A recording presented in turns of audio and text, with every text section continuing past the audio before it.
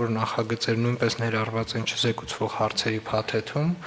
Առաջինը դա Սյունիքում մեր նախնական պայմանավորվածությունների համաձայն ուրբաթօրը տեղի ունեցած հանդիպումների արդյունքում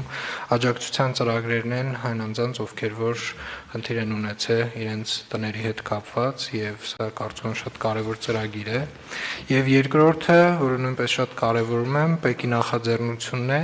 էքսպրես բեռների հետ կապված ավելի պարզեցված կարգ հաստատելու մասին, որը արտահանողների համար բավականին մեծ խնդիր է լուծում եւ կարծում եմ սա նույնպես արձանագրման կարիք ունի։ Շնորհակալություն։ Շատ լավ, շնորհակալ եմ, այսինքն արտահանողների կյանքը հեշտանում է դրանում եւ ոչ թե էականորեն։ Շատ լավ։ Այլ չկան հարցեր եւ դիտողություններ, ըստ այդմ չզեկուցվող հարցերի փաթեթ դրվում է քվեարկության, ովքեր են կողմ փաթեթի ընդունմանը։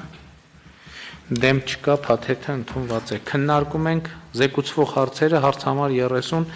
տնտեսական արձագանքման ծրագիրը եւ գործողությունների նախնական պլանը հաստատելու մասին հարցը զեկուցող փոխվարչապետ Տիգրան Ավինյան։ Խնդրեմ, պարոն Ավինյան։ Շնորհակալություն,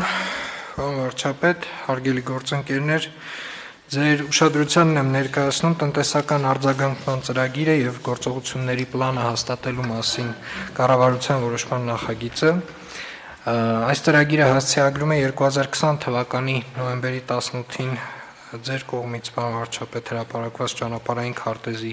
երկու կետերը, դրանք են կորոնավիրուսի համավարակի հաղթահարում եւ դրա հետևանքների վերացում եւ տնտեսական ակտիվության միջավայրի վերականգնում։ Ծրագրով սահմանվում է մինչև 2021 թվականի առաջին կիսամյակի ավարտը կառավարության հակաճգնաժամային արձագանքման առաջնահերթությունները, նպատակները եւ գործողությունների շրջանակը։ Ակնհայտ է, որ անցած տարվա ընթացքում կորոնավիրուսի համավարակը եւ Ադրբեջանի կողմից Արցախի հանդեպ սեպտեմբերի 27-ին սանձազերծած պատերազմը, բացի հանրային առողջության եւ անվտանգության հետ կապված լրջագույն մարտահրավերներից, երկրի համար նշանակալի եւ բազմակի տնտեսական շոկի աղբյուր էին։ Արդեն հասանելի են պաշտոնական վիճակագրության օպերատիվ ցուցանիշները, որոնք ասում են, որ 2020 թվականի տնտեսական անկումը գնահատվում է 7-ից 8% շրջանակներում։ Տնտեսական այլ հիմնական ցուցանիշներ նույնպես բացասական դինամիկա են դրսևորել, եւ այս ամենի հետ պետք է նշեմ, որ անցյալ տարի կառավարության տնտեսական մի շարք միջոցառումների արդյունքում հնարավոր է եղել որոշակիորեն զսպել ել ավելի մեծ անկում ունենալու ռիսկը։ Անհերքելի է նաև, որ համավարակի եւ պատերազմի պատճառած նշանակալի տնտեսական շոկը հաղթահարելու եւ կայուն վերականգնման համար անհրաժեշտ է կարճ ժամանակում թիրախային միջոցառումների եւ գործիքների միջոցով ապահովել կենսունակ տնտեսական միջավայր, դրական սպասումներ առաջացնել եւ որոշակիություն մտցնել ապագայի նկատմամբ։ Այս իմաստով առաջիկա ժամանակահատվածը էական դեր պետք է ունենա եւ պետության կողմից նախանշված հակաճգնաժամային միջամտությունները պետք է պատուհան ծառայեն տնտեսական միջավայրը առողջացնելու, ավելի դիմակայուն եւ մրցունակ մասնավոր հատված կայացնելու, գոյատևման եւ պահպանման ստրատեգիայից արագ զարգացող արահետ տեղափոխվելու համար։ Ծրագիրը այսպիսով շեշտադրում է 3 հիմնական գերակայություն, որոնք են տնտեսական ակտիվության վերականգնման արագացումը, վստահելի գործարար եւ սպառողական միջավայրի ապահովումը եւ միջնաժամկետ տնտեսական քաղաքականության օրակարգի ձևավորումը։ Ծրագրով նախատեսված են թվով 12 նպատակային գործողություններ եւ թվով 14 աջակցության ծրագրեր։ Նպատակային գործողությունների առանցքում են մի քանիսը կնշեմ, օրինակ գյուղատնտեսության ոլորտում բարձր ավելացված արժեք ստեղծող նոր մշակաբույսերի աճեցման եւ վերամշակման համար անհրաժեշտ նախապայմանների ապահովումը, այստեղ կարող եմ շատ կոնկրետ օրինակ բերել, դա արդյունաբերական կանեփն է, որի արտադրությունը բավականին դրական փորձ ունեն Ռուսաստանի Դաշնությունը, ունի Ամերիկայի Միացյալ Նահանգները եւ Չինաստանը, մենք նույնպես կարգավորումների առումով շատ արագ այս դաշտը ստեղծելու ենք։ Դրանք են նաև քաղաքաշինական մի շարք ծրագրերի ուղղությամբ ջանքերի ակտիվացումը, օրինակ Երևանի 33-րդ թաղամասի, Կոնդի զարգացման, Հին Երևանի եւ այլ նմանատիպ կարևորագույն ծրագրերի, Պետական գույքի արդյունավետ կառավարման ուղղված աշխատանքները, մասնավորապես ընտրված մի քանի պետական գույքի օտարման գործընթացի արագացված ապահովումը եւ մի քանի օրինակ էլ կուզենայի բերել աջակցության ծրագրերի շարքից, դրանք են կորոնավիրուսի տնտեսական հետևանքների հաղթահարման մի քանի միջոցառումներ, դեռևս 2018 թվականին մեր կողմից որդեգրած գյուղատնտեսական ծրագրերը, որոնք որ անցյալ տարի սուբսիդավորման ծավալները աճեցվեցին եւ որոշակիորեն մոդիֆիկացվեցին, այս տարի նույնպես շարունակվելու են։ Մի քանի այլ սուբսիդավորման ծրագրեր հենց կորոնավիրուսի տնտեսական հետևանքների հաղթահարման, ինչպիսին է օրինակ առաջին միջոցառումը եւ մի քանի այլ նմանատիպ միջոցառումներ, որոնք որ կրկին մոդիֆիկացվելու են եւ նորից մեկնարկեն։ Եվ մի խոշոր բլոկ էլ կազմում է իհարկե նոր ծրագիրը, որը որ նախատեսում է աջակցել մեր կողմից որդեգրած քաղաքականության այն առումով, որ Թուրքիայից որոշակի տեսակի բեռներ այլևս հնարավոր չի լինելու ներմուծել եւ մենք խրախուսելու ենք արտադրությունը նմանատիպ արտադրանքի Հայաստանում այս ծրագրերի միջոցով։ Սահմանվել է բարձր կատարողականի պահանջ կապիտալ ծրագրերի նկատմամբ, ներդնելով անհատական պատասխանատվություն եւ նաեւ ներդրվել է հստակ մոնիտորինգի եւ հաշվետվողականության մեխանիզմ եւ առհասարակ անհատական պատասխանատվությունը եւ այս մեխանիզմները ներդրվել են բոլոր ծրագրերի նկատմամբ։ Մի քանի նաեւ նոր գործիքներ կուզենայի մատնալ ու առկա են նրանք, երևի մեկը օրինակ բերեմ։ Օրինակ նախատեսում ենք պետական գնումների ընթացակարգերում որոշակի մեխանիզմներ մշակել, իր բնույթով միջանկյալ եւ ժամանակավոր գործիքի մասին է խոսքը գնում, նպատակը լինելու է տեղական ծագում ունեցող աշխատանքային եւ արտադրական ռեսուրսների օգտագործման խրախուսումը մեր կողմից կանխավճարի ծավալի վճարվելի կանխավճարի ծավալի ավելացման միջոցով, էական ավելացման միջոցով եւ անպայմանորեն ծրագրի ավարտին մշակելու ենք ամփոփ հաշվետվություն եւ արդյունքային եւ գործառնական առաջընթացի գնահատման նպատակով ընդհանուր նպատակը ծրագրի, եթե շատ sense կոնկրետ մի թվով փորձեմ շեշտադրել, դա լինելու է մեր բյուջեով պլանավորված համախառն ներքին արդյունքի կանխատեսումից 1% կետով հավելյալ աճ ունենալը եւ սա է այս ծրագրի նպատակը, առաջարկում եմ ընդունել նախագիծ, պարոն վարչապետ։ Շնորհակալ եմ, հարցեր։ Համեցեք, պարոն։ Շնորհակալ եմ, ավելի շուտ առաջարկ կա, պարոն Ավինյան, վերջին ձեր նկատառման հետ կապված ժամկետի փոփոխության մասով մարտի առաջին տասնօրյակը գործառնական տեսակետից դժվար իրականանալի կլինի այդ փոփոխության համար, առաջարկում ենք ապրիլ տեղափոխել ժամկետը եւ այնտեղ նաեւ կա գրված կոնկրետ 50% արդեն հաջորդ հավելվածում, այդ 50%-ը քննարկման արդյունքում ինչի վրա որ կան կառնի, առաջարկում ենք այդտեղ թողնել բաց ընդհանրապես եւ դրան անդրադառնալ արդեն քննարկման արդյունքում։ Շնորհակալ եմ։ Խնդրի չեմ տեսնում։ Այստեղ ես մի հարց եմ տեսնում, պարոն Ավինյան, դուք նշեցիք կանեփի արդյունաբերական կանեփի մշակման հետ կապված հարցը, ենթադրում եմ, որ սա բազմաթիվ շահարկումների տեղիք է տալու, շատ կարևոր է, որ ծրագիրը եւ շատ ճիշտ լուսաբանվի, մանրամասն լուսաբանվի, որպեսզի մարդիկ հանրությունը ամբողջական տեղեկատվություն ունենան, թե ինչի մասին է։ Ցավոք կանեփ ասելով այլ բան են հասկանում, մինչդեռ կանեփը շատ կարևոր արդյունաբերական հումք է եւ տվյալ դեպքում խոսքը արդյունաբերական հումքի մշակման մասին է, որը իհարկե իր հետ զուգահեռ ռիսկեր ունի եւ այդ ռիսկերի կառավարման հստակ մեխանիզմներ կան եւ այդ ռիսկերի կառավարման մեխանիզմները արդեն փորձարկված են մի շարք երկրներում եւ իհարկե մենք շատ ուշադիր պետքա ծրագիրը առաջ տանենք, շատ կարևորում եմ նաեւ պետական գույքերի մասնավորեցման ծրագրի իրականացումը, մենք ըստ էության մի վիճակում ենք, երբ այստեղ ունենք ընթացակարգերը եւ առաջարկները բարելավելու խնդիր եւ ի վերջո մեր առաջարկը ներդրողների համար առավել գրավիչ դարձնելու խնդիր եւ դա պետք է նույնպես շատ հրատապ կերպով լուծել կարևոր է արձանագրել նաեւ որ ինչքան էլ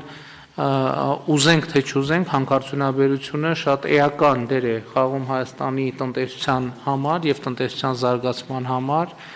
այդ թվում անվտանգային համատեքստում եւ կարեւոր է արձանագրել, որ այստեղ էլ մենք պետք է կայացնենք որոշումներ եւ ներդրումային որոշակի ծրագրերը առավել կառավարելի եւ ընդունելի դարձնելու համար Հայաստանի եւ Հայաստանի հանրության համար եւ մենք այստեղ էլ պետք է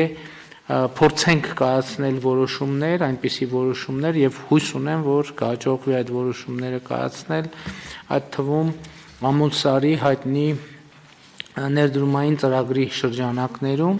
ամեն դեպքում պետք է այս թեման քննարկվի եւ հաշվի առնելով ինչպես նախկինում ասել ենք Հայաստանի հավասարակշռված շահերը պետք է փորձենք գտնել լուծումներ համեցեք եւ իմիջայլոց 3 արատի մարզում տեղի ունեցած մեր խորհրդակցությունների ընթացքում չնայած այդ թեման կան պարոն Քերոբյան շատ կարեւոր է նաեւ այսպես ասած պայմանական ասած աուդիտի ենթարկել աջակցության գյուղատնտեսության ոլորտում նաև աուդիտի ենթարկել աջակցության ծրագրերը եւ այն ծրագրերը որոնք թերակատարվում են այդ ծրագրերը թերակատարման փաստը մեզ համար պետք է ազդակ լինի որ բովանդակության մեջ պետք է անպայման ինչ որ բան շտկել որպեսզի մեր նախանշած պլանները լիարժեք իրագործվեն եւ իրականացվեն երեք խոսել ենք այդ մասին եւ դա նույնպես շատ կարեւոր ուղղություն է խնդրեմ պարոն Շնորհակալություն պարոն վարչապետ նախ անդրադառնամ գյուղատնտեսական ծրագրերին ուզում եմ նշել որ 2020 թվականին մենք դա այն հազվագյուտ ոլորտներից է որտեղ աճ ենք ունեցել 1.4% տոկոսի չափով եւ մեր ծրագրերը 2020 թվականին քանակական առումով ծրագրերի քանակը 1.7 անգամ ավել է եղել համեմատած 2019 թվականի եւ մենք հուսով ենք որ 2021 թվականին այս նույն աճողական տեմպը պահպանելու ենք եւ դրա համար սուբսիդավորման ծավալները նույնպես պահպանում ենք ինչպես արել ենք նախորդ տարի ինչ վերաբերում է արտադրական կանեփին պարոն վարչապետ կա շատ դրական փորձ Ռուսաստանի Դաշնությունում, կա դրական փորձ Ամերիկայի Միացյալ Նահանգներում, Չինաստանում, այդ փորձը ուսումնասիրվել է էկոնոմիկայի նախարարության կողմից, արդեն կա մշակված նախնական հայեցակարգ եւ կարգավորումների մոտավոր պատկերացումները նույնպես ունենք։ Խոսքը իհարկե գնում է միայն արտադրական կանեփի մասին եւ գիտեք դա էականորեն կակտիվացնի գյուղատնտեսության ոլորտում հողերի օգտագործումը մեր բավական մեծ ծավալի հողեր մոտավորապես 40% գյուղատնտեսական նշանակության չեն օգտագործվում եւ նմանատիպ ծրագրերով եւ խոսքը միայն կանեփի մասին չէ, կան այլ նմանատիպ մշակաբույսեր, բարձրարժեք արտադրանք տվող, որոնք որ արդյունաբերական նպատակ են հետապնդում այս անպայմանորեն այս քաղաքականությունը առաջ ենք մղելու համարձակորեն ինչ վերաբերում է հանքարդյունաբերությանը պարոն Պապիկյանի եւ Պարոն Ռոմանոս Պետրոսյանի ուշադրության կենտրոնում է հենց նույն Ամուլսարի հանքի շահագործման հարցը, չգիտեմ, այս պայդրությամբ ունենք որոշակի ասելիք դրա հետ կապված թե ոչ, կարծում եմ առաջիկայում այդ հարցի մասին նույնպես կխոսենք եւ ընդհանուր առմամբ կարծում եմ այս ծրագրերը, որոնք որ սուբսիդավորման ծրագրերը, որոնք որ հաջողված են եղել, որոշակի մոդիֆիկացիաներով անպայմանորեն, ինչպես արձանագրված է, շարունակելու ենք բայց ամենակարևոր հատվածը եւս շեշտեմ դրանք կապիտալ մեր ներդրումային ծրագրերն են եւ դրանց կատարողականի ապահովումը որովհետեւ կապիտալ ծրագրերի մուլտիպլիկատիվ էֆեկտը էականորեն ու կարող է փոխել մեր տնտեսական աճի սպասումները այս տարվա Երբ որ խոսում է կապիտալ ծախսերի մասին դա ասոցացվում է հետեւյալի հետ որ մենք առավել եւս այս իրավիճակում էլի մեր բանաձևը մնում է նույնը մենք պետք է ավելի շատ, ավելի լավ եւ ավելի արդյունավետ աշխատենք այսինքն որովհետեւ աշխատանքն է որ պետք է մեզ օգնի հաղթահարել բոլոր խնդիրները որոնք մենք ունենք համեցեք պարոն Քերոբյան Շնորհակալություն Ես եւս ուզում եմ անդրադառնալ տեխնիկական կանեփին եւ այո մենք պատրաստվում ենք իրավապահ գործընկերների հետ ապահովել գործընթացի լրիվ վերահսկելիությունը եւ այդ առումով պատրաստվում ենք նաեւ օգտագործել պետական ռեսուրսները, Սերմերի գործակալությունը, Գյումրիի սելեկցիոն կայանը որպես պլատֆորմ, որտեղ կարող է դա զարգանալ։ Ես նաեւ ուզում եմ հանրության ուշադրությունը գրավել մի նոր գործիքի հետ, որը մենք անվանել ենք սուբինվեստիցիոն ծրագրեր, դա այն գործիքն է, որը թույլ է տալու գյուղերում ստեղծել ոչ գյուղատնտեսական աշխատատեղեր եւ պետությունը իր մասնակցությունն է ունենալու այդ ծրագրերին։ Մեր նպատակն է ստեղծել մեծ քանակի ոչ գյուղատնտեսական աշխատատեղեր գյուղական համայնքներում, որովհետեւ մարդիկ կարողանան բացի գյուղատնտեսությունից որևէ այլ կերպ կամ զանազան ձևերով իրենց եւս ռեալիզացնեն։ Շատ լավ, շնորհակալ եմ հարգելի գործընկերներ, հարցը դրում եք քվեարկության, ովքեր են դեմ որոշման ընդունմանը, դեմ չկա, որոշումն ընդունված է։ Քննարկում ենք հարց համար 6-ը Հայաստանի Հանրապետության կառավարության 2010 թվականի ապրիլի 8-ի համար 439 որոշման մեջ փոփոխություններ եւ լրացումներ կատարելու մասին հարցը զեկուցող Կրթության, Գիտության, Մշակույթի եւ Սպորտի նախարար Վահրամ Դումանյան։ Խնդրեմ, պարոն Դումանյան։ Շնորհակալություն, պարոն վարչապետ, ես կխնդրեմ, որ հարցը զեկուցի փոխնախարար Ժաննա Անդրեասյանը, կախված հանրակրթության հետ, չափորոշիչների հետ։ Խնդրեմ, Տիկին Անդրեաս։ Շնորհակալություն։ Հարգելի գործընկերներ, ձեր քննարկմանն է ներկայացվում Հայաստանի Հանրապետության կառավարության 2010 թվականի ապրիլի 8-ի 439 որոշման մեջ փոփոխություններ կատարելու մասին նախագիծը, որով ըստ էության առաջարկում ենք հաստատել հանրակրթության նոր պետական չափորոշիչը եւ դրանով սահմանում ենք պետության ակնկալիքը եւ պահանջը դպրոցից եւ 12-ամյա կրթության ավարտին շրջանավարտներից։ Ըստ այդմ ամենակարևոր փոփոխությունը հայեցակարգային է, քանի որ հանրակրթության նոր պետական չափորոշիչը հիմնված է կոմպետենցիոն կամ կարողունակությունների վրա, ինչը նշանակում է, որ հավասարապես շեշտադրվում են գիտելիքը, հմտությունը, դիրքորոշումները եւ արժեքային բաղադրիչը, որպես հանրակրթության հիմնական անելիք եւ շրջանավարտների այն, ուրեմն հմտությունները, կարողությունները, որոնք նրանք պետք է ունենան դպրոցը ավարտելիս։ Եվ սահմանել ենք վերջնարդյունքներ կրթական 3 աստիճանների համար տարրական, հիմնական եւ ավագ աստիճանի, ինչը հնարավորություն է տալիս սկզբունքորեն իրագործել նոր մոտեցում եւ խուսափելով այս պահին գործող առարկայակենտրոն մոտեցումից, որի պայմաններում մենք ունենք առանձին առարկաներ եւ շեշտադրված է այդ առարկաների ինքնաբավ գոյությունը դպրոցում, անցում կատարել ինտեգրված մոտեցմանը, որը հնարավորություն է տալիս տեսնել տարբեր կապերը, առանձնացնել խաչվող գաղափարները եւ ամեն առանձին առարկայի միջոցով հասկանալ, թե ինչպես ենք նպաստում այդ ընդհանուր վերջնարդյունքներին հասնելուն։ Սա թույլ կտա նաեւ էապես խուսափել կրկնություններից, առավել արդյունավետ օգտագործել այն ժամանակը, որ մենք ծախսում ենք դպրոցում, երեխայի ժամանակը եւ դրա շրջանակներում շատ ավելի արդյունավետ եւ հետագայում նաեւ կյանքում դրսևորվելու եւ հանրային զարգացման նպաստելու համար շոշափելի արդյունք ստանալ։ Եվ այս փոփոխության միջոցով փաստորեն մենք նվազեցնում ենք ընդհանուր առմամբ ծանրաբեռնվածությունը դպրոցականների, չկրճատելով բովանդակային ծավալը եւ նպատակ ունենալով հասնելով ավելի մեծ արդյունքների։ Այս մոտեցումը հնարավորություն է տալիս նաև պետական դպրոցներին հատկապես դրսևորել շատ ավելի ճկուն, ստեղծարար եւ նախաձեռնող քաղաքականություն, որովհետեւ դպրոցները ստանալու են ընտրության հնարավորություն օրինակելի պլանի հիման վրա, ուսումնական պլանի հիման վրա ձևավորել իրենց սեփական մոտեցումները եւ դա դրսևորված է հանրակրթության պետական չափորոշիչում 7 ուսումնական բնագավառների առանձնացման եւ դրանց շրջանակներում դպրոցներին ուրեմն ընտրության հնարավորությունների ինձեռման միջոցով։ Միաժամանակ պահպանվել է նաև պետական հստակ քաղաքականությունը, պետական պարտադիր բաղադրիչի միջոցով եւ 4 պարտադիր առարկաները սահմանելու միջոցով, որոնք են հայոց լեզուն եւ գրականությունը, մաթեմատիկան, հայոց պատմությունը եւ օտար լեզուն, եւ դրանք երաշխավորված ժամանակ ունեն բոլոր դպրոցներում, անկախ իրենց կազմակերպաիրավական ձևից։ Կարևոր ճկունության հնարավորություն է անհատական բաղադրիչը, ինչը հնարավորություն է տալիս ուրեմն ձևավորել ավելի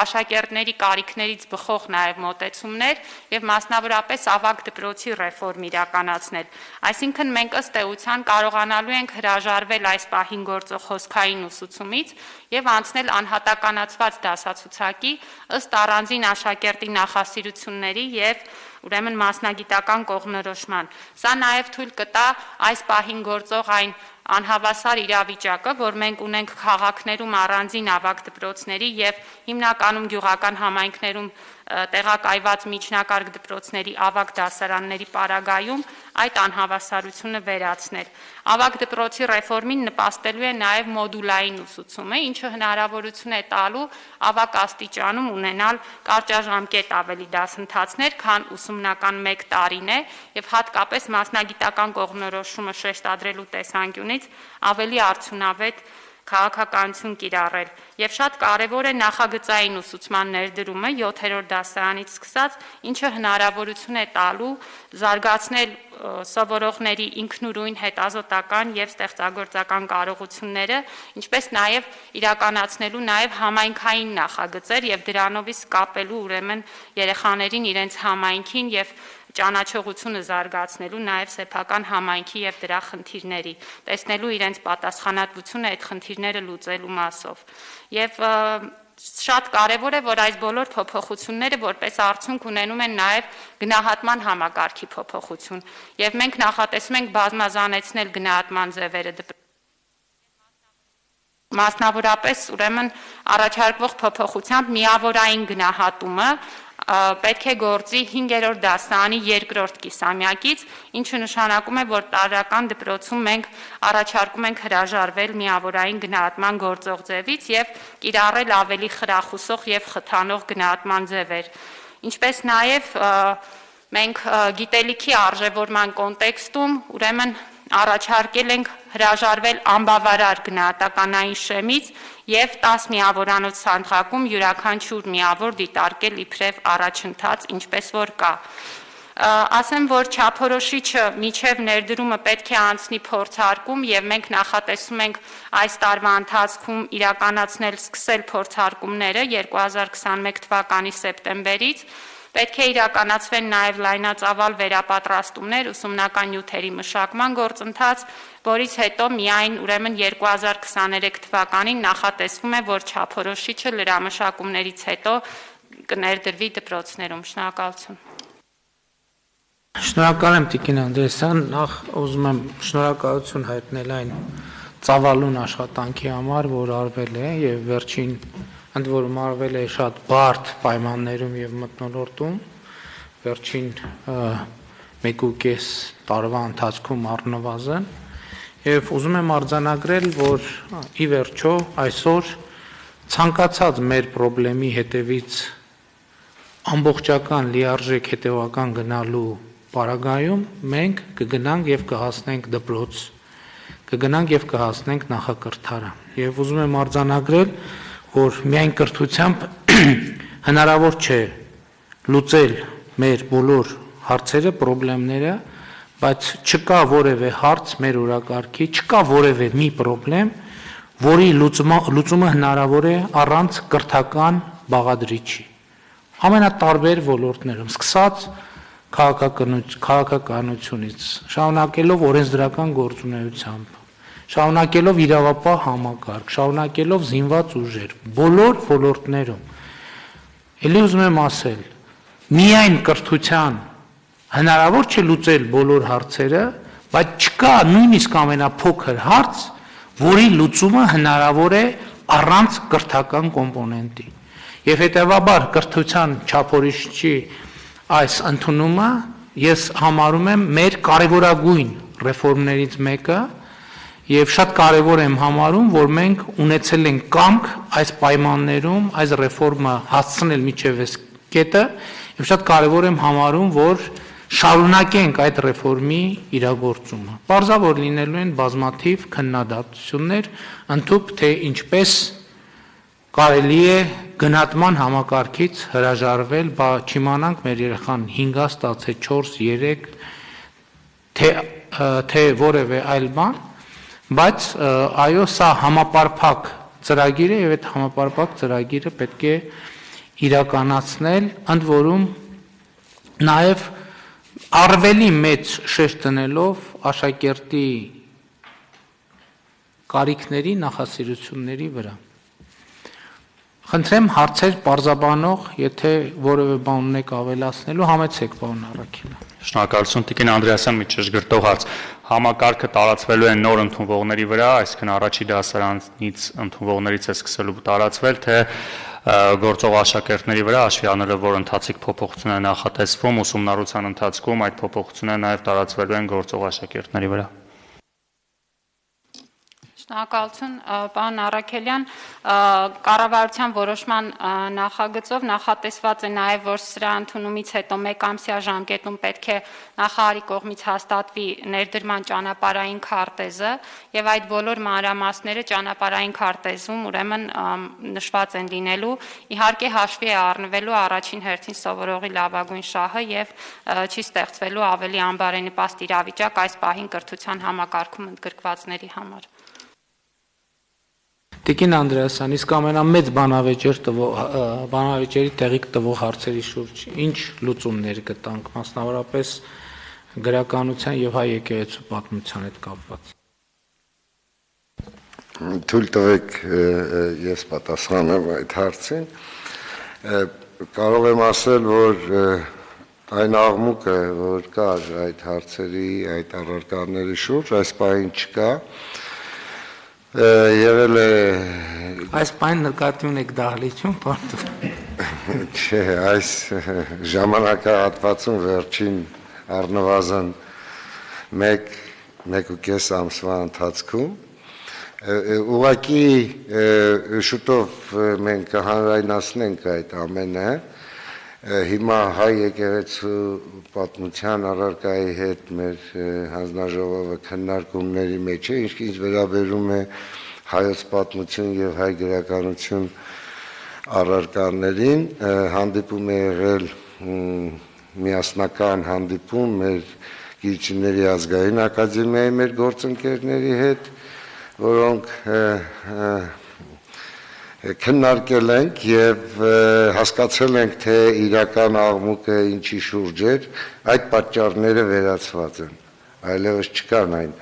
առիթները, որի աղմուկը զարգանա, անցել ենք գործնական կոնստրուկտիվ փուլ եւ որևէ կոնֆլիկտ գոյություն չունի այս ժամանակահատվածում։ Շատ լավ։ Համեցեք բանկի։ Խնդրում եմ մի անգամ եւս նշել այն առարկաները, որոնց վերաբերյալ երաշխավորված կրթաժամանակը հատկացվելու։ Պարոն Քերոփյան, ուրեմն չափորոշչով նախատեսվում է հետևյալ կառուցվածքը, ինչպես ես նշեցի, մենք առանձնացրել ենք 7 ուսումնական բնագավառներ եւ այդ ուսումնական բնագավառներից յուրաքանչյուրը չի կարող ունենալ 0 ժամականակ կրթական որևէ աստիճանում։ Այսինքն խոսքը այս պահին վերաբերում է ոչ թե բնագավառների ներկայացվածությանը, այլ կոնկրետ առարկաներին, որոնք երաշխավորված են, որտեղ բնագավառները ինքնին երաշխավորված են։ Այսինքն օրինակ բնագիտության մասով չի կարող որևէ առարկա բնականաբար դպրոցը չվերցնել, ավելին բնագիտական ուրեմն ուղղությունը ամենազգալի ներկայացվածություն ունեցող բնագավառներից մեկն է, որը կարող է հասնել օրինակ մինչև 38% ավագ աստիճանում։ Ինչ վերաբերում է երաշխավորված առարկաներին, ապա ինչպես ասացի, դրանք 4-ն են. հայոց լեզու եւ գրականություն, մաթեմատիկա, հայոց պատմություն եւ օտար լեզու։ Ուզում եմ շեշտել, որ չափորոշչով նաև առանձին այս օտար լեզուների ուսուցման հայեցակարգով նպատակադրում է եղել տարածաշրջանային լեզուների նաև ուսուցման, խոսքը չի վերաբերում այսպես ավանդական պատկերացմանը օտար լեզուների, այլ նաև առաջնային խնդիր ենք դիտել տարածաշրջանային լեզուների իմացությունը եւ դրա խրախուսումը մեր դպրոցներում։ Շատ լավ, շնորհակալ եմ, իսկապես շատ կարևոր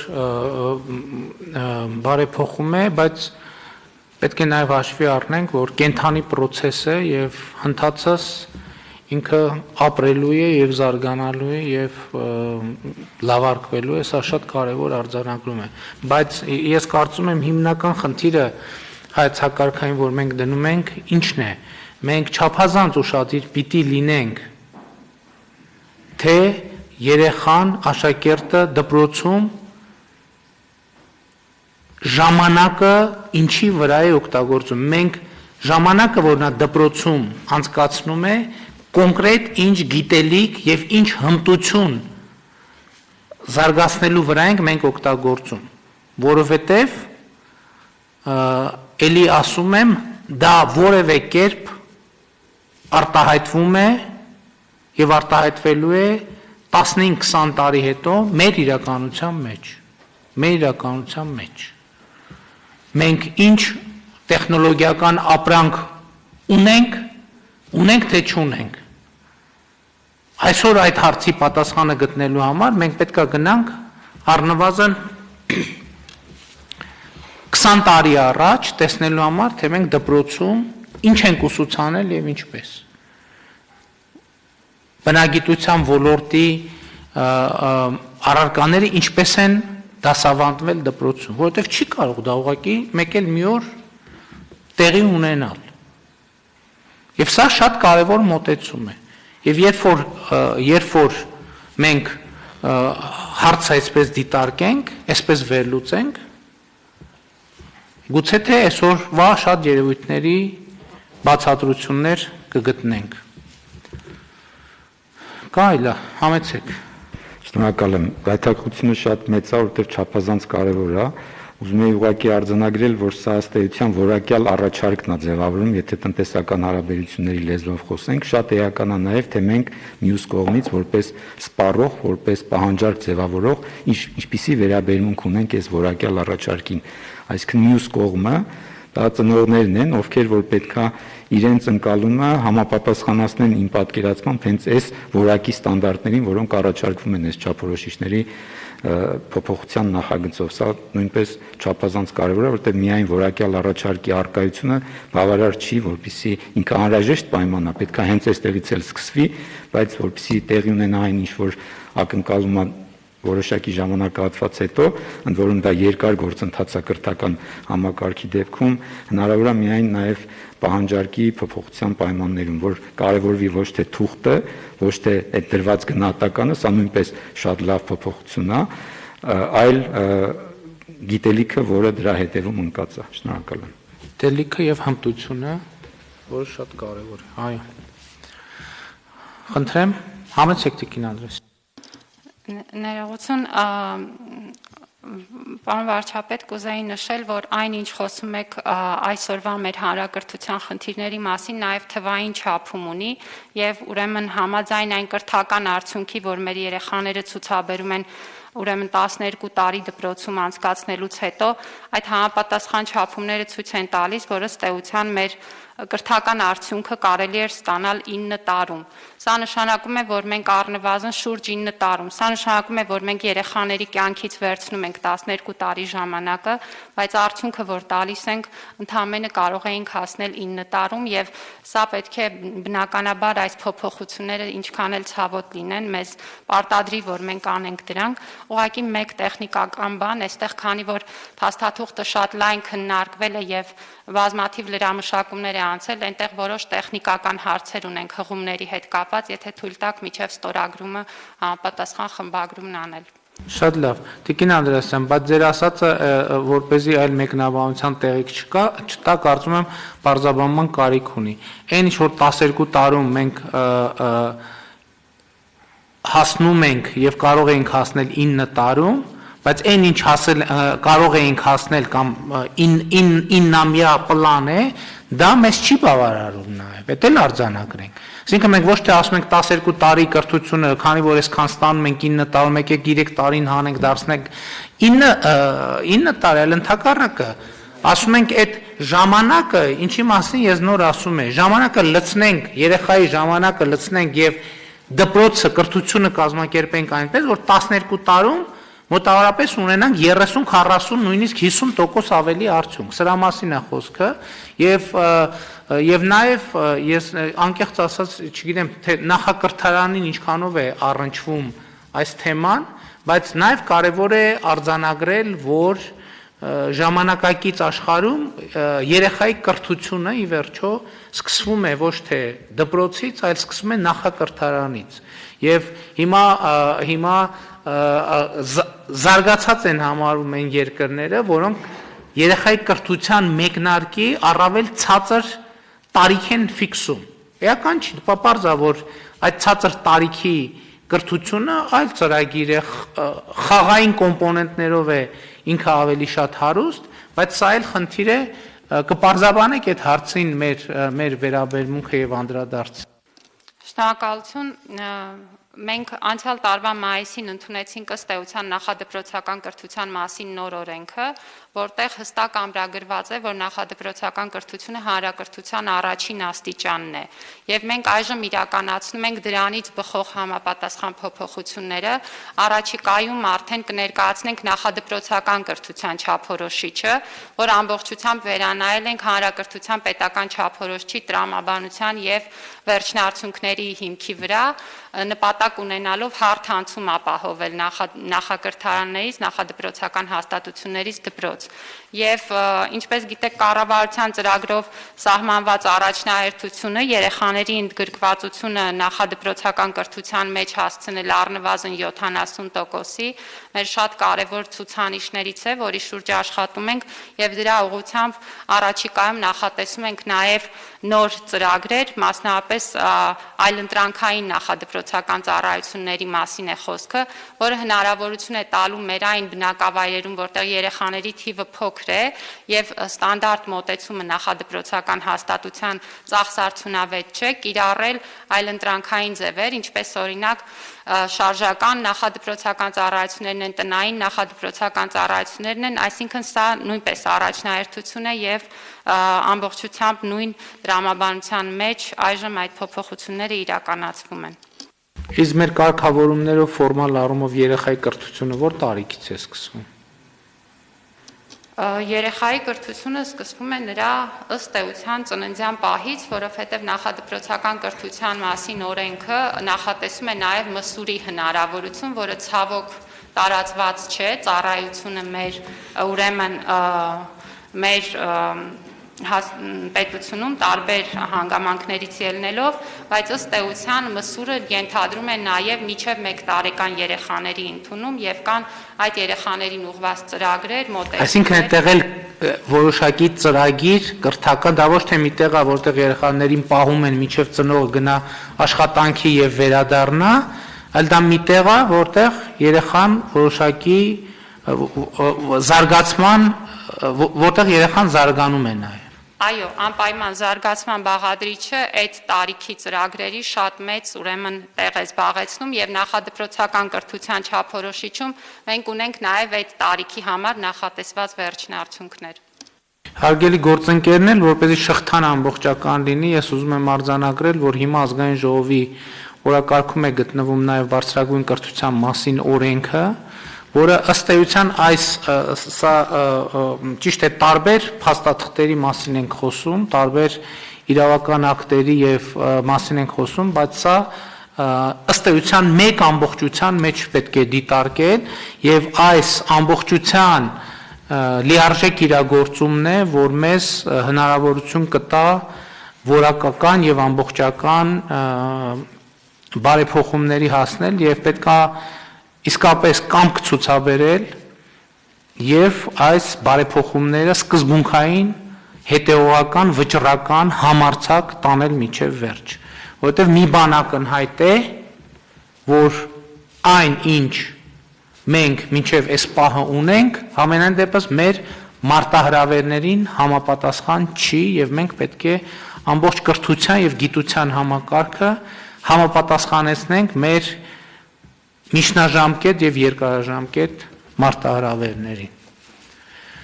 Շնորհակալ եմ, եթե այլ հարցեր եւ դիտարկումներ չկան, քվեարկենք։ Ըստ այդմ դրվում է քվեարկության, ովքեր են դեմ որոշման ընդունմանը, դեմ չկա, որոշումն ընդունված է։ Քննարկում ենք հարց համար 29, հաշմանդամություն ունեցող անձանց իրավունքների մասին եւ կից օրենքների նախագծերի վերաբերյալ հարցազեկուցող աշխատանքի եւ սոցիալական հարցերի նախարար Մեսրոպ Առաքելը։ Շնորհակալություն, պարոն վարչապետ, հարգելի գործընկերներ, ձեր քննարկմանը ներկայացնում հաշմանդամություն ունեցող անձանց իրավունքների մասին, անձի ֆունկցիոնալության գնահատման մասին եւ հարակից օրենքների նախագծերի վերաբերյալ հարցը։ Հաշմանդամություն ունեցող անձանց իրավունքների մասին օրենքի նախագծով հաշմանդամություն ունեցող անձանց հասարակություն ներառելուն ուղղված քաղաքականությունը եւ օրենսդրությունը համապատասխանեցվում է ՄԱԿ-ի հաշմանդամություն ունեցող անձանց իրավունքների մասին կոնվենցիայի պահանջներին, որը Հայաստանի կողմից վավերացվել է 2010 թվականին։ Հայաստանի Հանրապետությունում հաշմանդամություն ունեցող անձանց սոցիալական պաշտպանության հետ կապված հարցերը այս պահին կարգավորվում են 1993 թվականին ընդունված Հայաստանի Հանրապետությունում հաշմանդամների սոցիալական պաշտպանության մասին օրենքով, գործող օրենքով ամնագրված մոտեցումները ամբողջովին չեն համապատասխանում հաշմանդամություն ունեցող անձանց սոցիալական ներառման միջազգայինորեն ընդունված սկզբունքներին եւ մոտեցումներին։ Մասնավորապես հաշմանդամություն ունեցող անձանց համար լիարժեք ապահովված չեն մատչելի պայմաններ, ինչը լուրջ խոչընդոտ է հանդիսանում նրանց սոցիալական ներառման համար։ Օրենքի նախագծով սահմանվում են հաշմանդամություն ունեցող անձանց իրավունքների պաշտպանության հետ կապված հարաբերությունները, այդ անձանց իրավունքների ապահովման, խթանման եւ պաշտպանության պետական քաղաքականության նպատակները։ Նախագծով նաև սահմանվում են դրույթներ հաշմանդամության հիմքով խտրականության արգելելու համար, մասնավորապես այդ անձանց համար մատչելի եւ հավասար պայմաններ ապահովելու նպատակով սահմանվել են դրույթներ ֆիզիկական միջավայրի տեղեկատվության եւ արտաքսման ապահովման վերաբերյալ։ Մյուս կարևոր օրենքը անձի ֆունկցիոնալության գնահատման մասին օրենքը ինքը ամբողջովին նոր օրենք է, մասնավորապես գործող կարգավորումներով հաշվանդամություն ունեցող անձանց սոցիալական պաշտպանության հետ կապված հարցերը նույնպես կարգավորում են 93 թվականի օրենքով եւ հաշմանդամության սահմանման հիմքում համաձայն գործող օրենսդրությամբ դրված է անձի կենսագործունեության սահմանափակման աստիճանը, այսինքն հաշմանդամ են ճանաչվում հիվանդության, վնասվածքների հետևանքով կենսագործունեության սահմանափակում ունեցող անձին, կենսագործունեության սահմանափակման հիման վրա հաշվանդամության սահմանումը առավելապես բխում է բժշկական չափանիշներից, հիմնված է բժշկական մոդելի վրա։ Գործող օրենսդրության համատեքստում հաշվանդամություն ունեցող անձը դիտարկվում է որպես առողջական խնդիր ունեցող անձ, չի իրականացվում անձի կարողությունների բազմակողմանի գնահատում եւ հաշվի չեն առնում շրջակա միջավայրի գործոնները, որոնք էական ազդեցություն կարող են ունենալ հաշվանդամություն ունեցող անձանց հասարակական կյանքում լիարժեք գործունեություն իրականացնելու համար։ Նախագծի կարգավորման նպատակն է հաշվանդամության սահմանման մոդելից անցնել ֆունկցիոնալության գնահատման մոդելի, որը հնարավորություն է ընձեռնելու իրականացնել անձի կարիքների բազմակողմանի գնահատում, հաշվանդամությունը դիտարկել ըստ անձի ֆունկցիոնալության սահմանափակման աստիճանի, նրա գործունեության եւ մասնակցության վրա միջավայրային գործոնների ունեցած ազդեցության։ Նախագծով նաեւ նախատեսվում է հաշվանդամության գործող 3 խմբերի փոխարեն սահմանել անձի ֆունկցիոնալության սահմանափակման աստիճան, թեթև, միջին, ծանր եւ խորը։ Գնահատումը հիմնված է միջազգային գաղափարախոսության եւ մոտեցումների հիման վրա։ Նաեւ կուզենամ նշել, որ այս նոր մոտեցումը արդեն մենք իրականացնում ենք վերջերս ընդունված Արցախյան վերջին պատերազմին ծանր վիրավորում եւ պրոթեզավորման կարիք ունեցող անձանց մասով երեկվանից արդեն մեր աշխատանքային խմբերը այցելում են այդ անձանց բնակության վայրեր եւ հենց այս միջազգային չափանիշների հիման վրա ընդունված մոտեցումով իրականացում են անձի բազմաֆունկցիոնալ կարիքների գնահատում, մասնավորապես բնակության, միջավայրի, աշխատանքի եւ հնարավոր այլ նախասիրությունների մասով, եւ այս ամսվա ընթացքում մենք այդ անձանց մասով կիրականացնենք կարիքների ամբողջական գնահատում եւ նաեւ միջազգային չափանիշներին համապատասխան պրոթեզավորումը հենց հիմնված կլինի այդ ամբողջական կարիքների գնահատման հիման վրա եւ հետագա մեր ծրագրերով նաեւ նախատեսվում է ոչ միայն այդ անձանց, նաեւ հաշմանդամություն ունեցող մնացած անձանց կյանքին լիարժեք ինտեգրման միջոցառումների իրականացում։ Շնորհակալ եմ։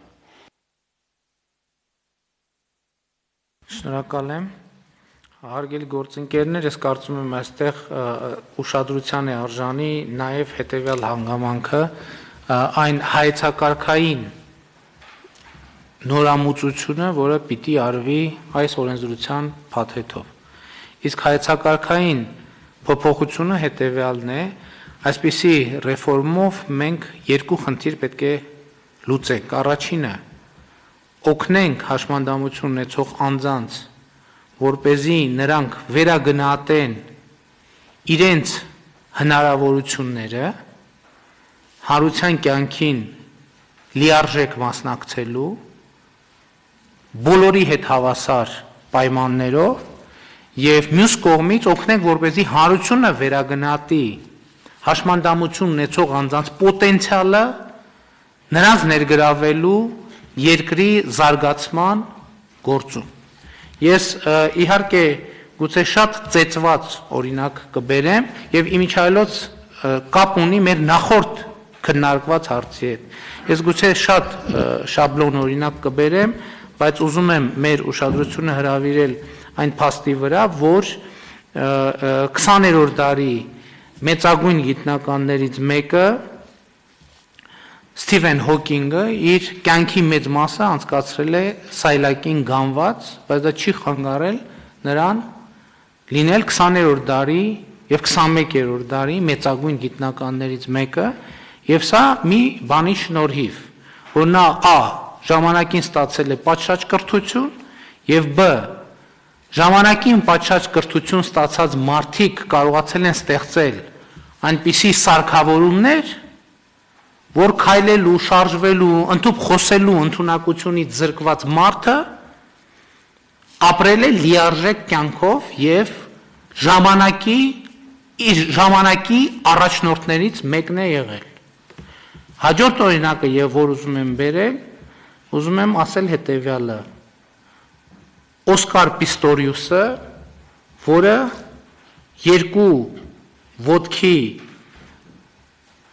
երկու ոտքից զրկված լինելով դարձել է առաջին մարդը, որը 2012 թվականի Լոնդոնի օլիմպիական խաղերին մասնակցել է վազքի մրցույթում, այսինքն երկու ոտքից զրկված մարդը մասնակցել է օլիմպիական խաղերին։ Եվ էլի նույն պատճառով, որովհետև ժամանակին պատշաճ կրթություն ստացած եւ այդ կրթությունը պատշաճ ձևով իրականացնելու հնարավորություն ունեցող մարդիկ ստեղծել են սարքավորումներ, որոնց օգտագործմամբ երկու ոտքից զրկված մարդը դարձել է համաշխարհային սպորտի վազքի առաջատարներից մեկը։ Սա շատ կարևոր արձանագրում է, էլի հանգում ենք նրան, որ բոլոր հարցերը հնարավոր չէ լուծել միայն կրթության միջոցով, բայց չկա մի հարց, որի լուծումը հնարավոր է առանց կրթական կոմպոնենտի։ Իհարկե, օրենսդրական փաթեթը ազգային ժողովում էլ դեռ շատ մանրամասն կքննարկվի, նրա բազմաթիվ նրբություններ կբացահայտվեն։ Խնդրեմ հարցեր, դիտարկումներ։ Ըստ այդմ դրում է քվեարկության, ովքեր են դեմ որոշման ընդունմանը, դեմ չկա, որոշումն ընդունված է։ Քննարկում ենք հարց համար 33-ը, Ադրբեջանի Հանրապետության կողմից 2020 թվականի սեպտեմբերի 27-ին սանձազերծված ռազմական գործողությունների մասնակցած անձանց եւ հանրության հոգեբանական վերականգնման աջակցության կարգը հաստատելու մասին հարցը զեկուցող արտակարգ իրավիճակների նախարար Անդրանիկ Փիլոյան։ Շնորհակալություն պարոն վարչապետ, շնորհակալություն հարգելի գործընկերներ։ Ձեր քննարկմանը ներկայացնում Ադրբեջանի Հանրապետության կողմից 2020 թվականի սեպտեմբերի 27-ին սանձազերծված ռազմական գործողություններին մասնակցած անձանց եւ հանրության հոգեբանական վերականգնման կարգը հաստատելու մասին Հայաստանի Հանրապետության կառավարության որոշման նախագիծը, որի ընդունման անհրաժեշտությունը բխում է 2020 թվականի նոյեմբերի 18-ին Հայաստանի Հանրապետության վարչապետի կողմից հրապարակված ճանապարհային քարտեզի 7-րդ կետից։ Սույն որոշման ընդունման դեպքում Ադրբեջանի Հանրապետության կողմից 2020 թվականի սեպտեմբերի 27-ին սանձազերծված ռազմական գործողություններին մասնակցած անձանց եւ հանրության հոգեբանական վերականգնման նպատակով Հայաստանի Հանրապետության կառավարությունը նախատեսում է հոգեբանական խորհրդատվություն եւ հոգեթերապիայի ոլորտում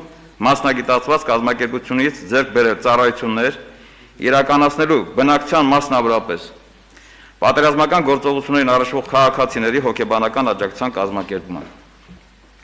Ելնելով փորձագետների խորհրդատվություններից, պետական համակարգի մարմինների ունեցած աշխատանքային քննարկումներից, ինչպես նաև 2020 թվականի նոյեմբերի 18-ին Հայաստանի Հանրապետության վարչապետի կողմից հրապարակված ճանապարհային քարտեզի 7-րդ կետից ազդարարվել է պատերազմին մասնակցած անձանց եւ ընդհանուր առմամբ հանրության հոգեբանական վերականգնման համակարգի ձևավորման աշխատանքների մեկնարկը։ Ռազմական գործողությունների ավարտից հետո բնակչության 15-ից մինչև 30%-ի մոտ արտահայտվում է հետտրավմատիկ ստրեսային խանգարում։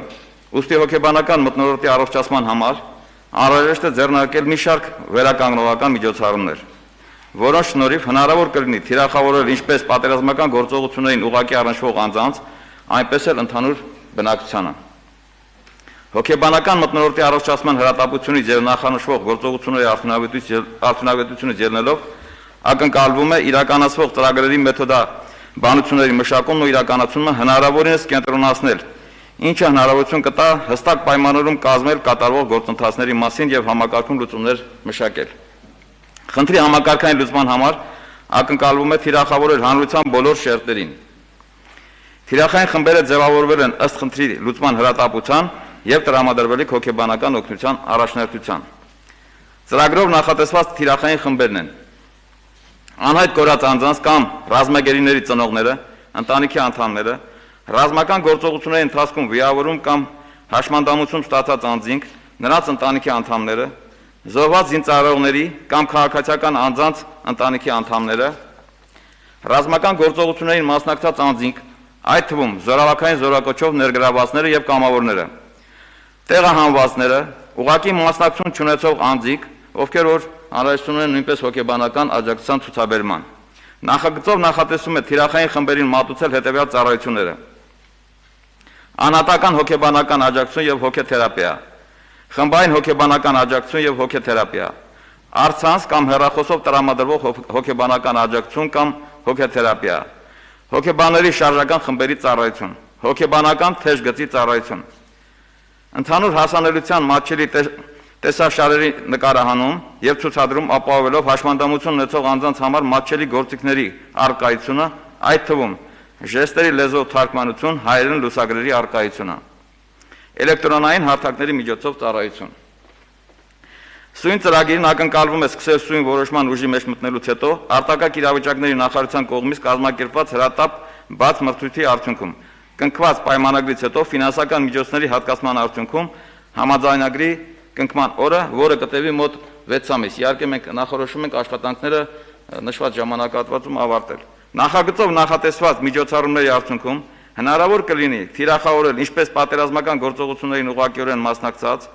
այնպես էլ նրանց հետ առնչություն ունեցող անձանց, ինչը կհանգեցնի հանրության ընդհանուր հոգեբանական մթնոլորտի առողջացմանը։ Պարոն վարչապետ,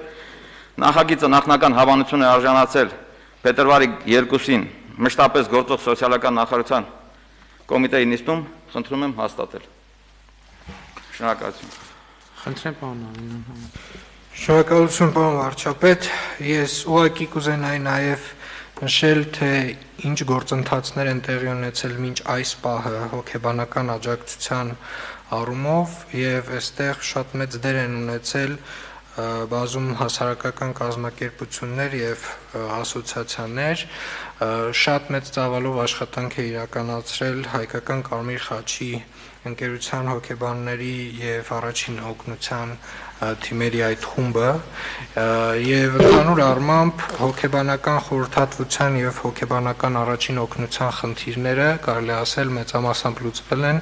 որոնք որ ենթադրում են հեռախոսազանգի միջոցով կամ առցանց հոգեբանական աջակցություն կամ մեկ անգամյա հոգեբանական աջակցություն, որը սովորաբար լինում է առերես, տվյալ ծրագրով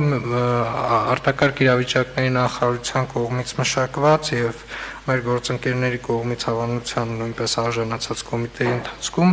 առաջարկում է ավելի համակարգված իրականացնել ծրագիրը եւ նաեւ անդրադառնալ մի փոքր ավելի խորքային հոգեբանական աջակցությանը, հոգեթերապիային, որը ներառում է սովորաբար մի քանի սեանս, դա 8-ից 10 սեանս է եւ առաջնային խմբերին հենց այս ծրագիրն է առաջարկվելու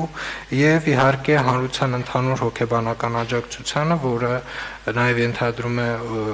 թեժ գծի առկայություն եւ նաեւ ենթադրում է որոշակի հստակ տեսահոլովակների մշակում եւ 6 ամսվա ընթացքում մենք կարծում ենք, որ այս ծրագիրը կկարողանանք ավարտին հասցնել։ Շնորհակալություն։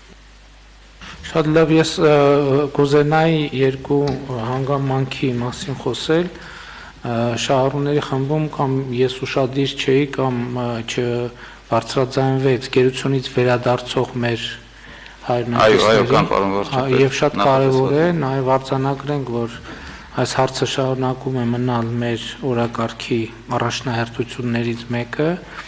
եւ կարծում եմ, որ այս համատեքստում ընդհանուր համատեքստում շատ կարևոր է, որպեսզի մենք ունենանք իսկապես առարկայական քննարկումներ, այդ թվում հանրային հարթակներում, այդ թվում հեռուստատեսային եթերում մաքսիմալ բովանդակային եւ հնարավորինս, այսպես ասած, աղմուկներից զերծ քննարկումներ, որը կօգնի մեզ հասկանալ եւ հաղթահարել այն ինչ տեղի է ունեցել եւ դա իհարկե դա այս որոշման կարգավորման առարկա չէ,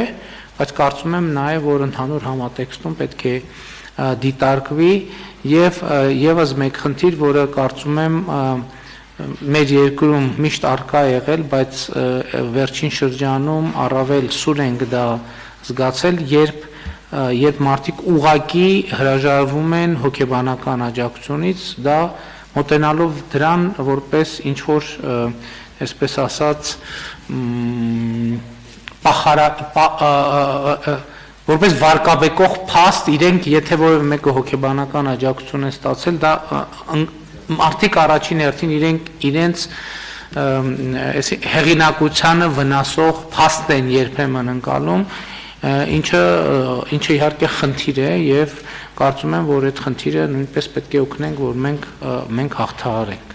Վարչապետ, նաև ներկայացնեմ, որ նշված ծրագիրը նախատեսված է ոչ միայն Հայաստանի Հանրապետությունում իրականացնել, այլ նաև Արցախի Հանրապետությունում եւ բացի դրանից նաև ովքեր որ Արցախի Հանրապետությունից տեղահանվածներ են գտնում են Հայաստանի Հանրապետությունում, նույնպես ծրագրով նախատեսված է նրանց աջակցություն ցուցաբերելու։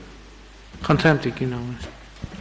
Շնորհակալություն ուղղակի հավելելով պարոն Ավինյանին, կուզեի նշել նաև մեր Սփյուռքի հայրենակիցների մեծ դերակատարում այս ընթացքում հետ պատերազմական հատուկ վերապատրաստումներ անցկացնելու գործընթացում մոտ 300 մասնագետներ անցել են վերապատրաստում եւ հուսով ենք, որ նրանց ներգրավումը այս ողջ process-ներին եւ նրանք ներգրաված են եղել մեծամասնությամբ կամավորական հիմունքներով, պիտի շարունակվի արդեն պետական հովանու ներքո։ Շնորհակալություն։ Շնորհակալ եմ, այլ դիտարկումներ,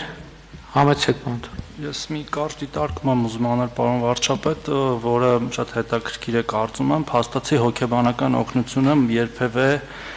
պետական նման հոգացության կամ որևէ մարմնի կողմից չի մատուցվել Հայաստանի Հանրապետություն եւ երբ այս հարցը ծագում էր հետ պատերազմական ժամանակաշրջանում մենք չէինք էլ կողմնորոշում ով պետք է դրանով զբաղվի եւ ես կարծում եմ շատ լավ նախադեպ է այսինքն համակարգային լուծում տալու հարցերին, որոնք երբևէ այսինքն անդրադարձ չի կատարվել։ Շատ լավ, շնորհակալ եմ, եթե դիտարկումներ հարցեր չկան, քվեարկենք հարցը, ովքեր են դեմ որոշման ընդունմանը, դեմ չկա, որոշումն ընդունված է, հարգելի գործընկերներ, մեր նիստի օրակարգը սպառված է, նիստը ավարտված, շնորհակալություն։